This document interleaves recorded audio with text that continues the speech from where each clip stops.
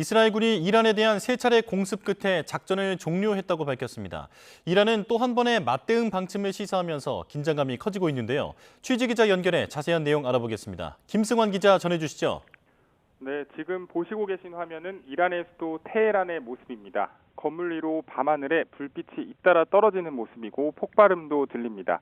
시리아의 관영통신 매체는 이란 당국자를 인용해 이 모습이 테헤란 주변과 일부 지역을 공격하려는 이스라엘의 시도를 격퇴한 거라고 보도했습니다. 이스라엘은 1차 공격 이후 잇따라 이란에 대한 보복 공격을 감행했는데 이스라엘 현지 방송은 이란에 대한 3차 공격 이후 작전이 종료됐다고 전했습니다.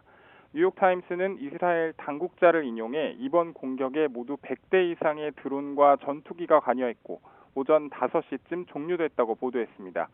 이스라엘군도 성명을 통해 이란 작전을 완수하고 출격했던 전투기들이 귀환 중이라고 밝혔는데 앞서 이란 공습에 대한 공식 입장도 내놨습니다. In response to months of continuous attacks from the regime in Iran against the state of Israel, right now, the Israel Defense Forces is conducting precise strikes on military targets in Iran.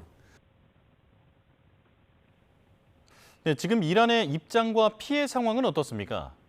네, 이란의 반관영 매체에 따르면 이란은 이스라엘의 모든 침략에 대응할 준비가 됐고 이스라엘이 어떤 조치를 하든 비례적인 반응을 보일 거라는데 의심의 여지가 없다는 입장이라고 전했습니다. 다만 아직 구체적인 인명피해 현황은 나오지 않았습니다.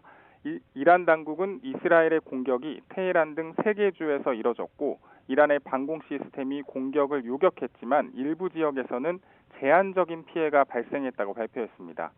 조금 전 이스라엘군은 공격 대상에 지난해 이스라엘에 대한 공격에 사용된 미사일 제조 시설이 포함됐다고 밝혔습니다.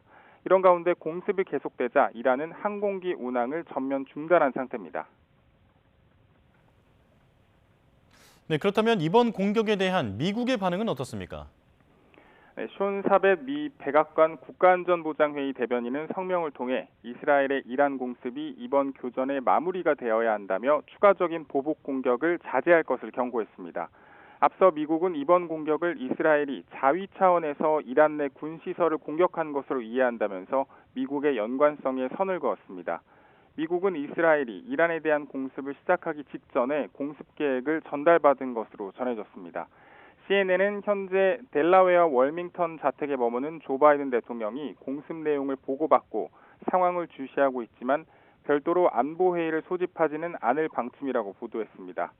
미국과 이스라엘 정부는 이란이 군사적 대응에 나서겠지만 제한적 수준에 그칠 것을 희망하며 추가적인 보복 공격이 이어지지 않기를 바라고 있다고 미 인터넷 매체인 악시오스가 보도했습니다. 지금까지 국제부에서 YTN 김승환입니다.